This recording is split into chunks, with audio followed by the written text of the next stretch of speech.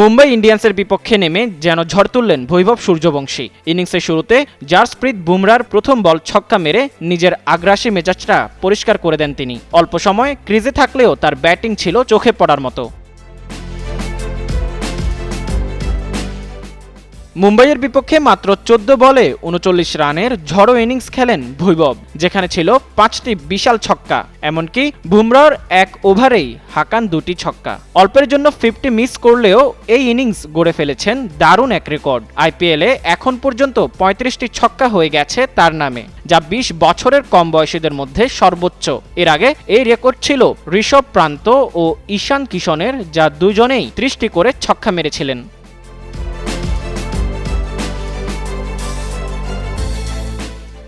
ঈশান 2016 থেকে 2018 সালের মধ্যে গুজরাট লায়ন্স ও মুম্বাই ইন্ডিয়ান্সের হয়ে এই কীর্তি গড়েন, আর প্রান্ত 2016 থেকে 17 সময় দিল্লি ক্যাপিটালসের হয়ে একই সংখ্যক ছক্কা হাঁকান। তালিকায় এরপর আছেন সঞ্জু স্যামসন, যিনি 2013 থেকে 14 মৌসুমে রাজস্থান রয়্যালসের হয়ে 22টি ছক্কা মারেন। এছাড়া পৃথ্বী 2018 থেকে 19 সময়ের দিল্লি হয়ে করেছিলেন 19টি ছক্কা। তবে সবচেয়ে বড় বিষয় হলো বৈভবের বয়স এখনো 20 হয়নি। 2031 সালের 27 মার্চ তিনি এই মাইলফলকে পৌঁছাবেন, অর্থাৎ এর আগেই আইপিএলের আরও 4টি মৌসুম খেলার সুযোগ থাকছে তার সামনে, যেখানে এই রেকর্ড আরও বড় করার সুযোগও রয়েছে।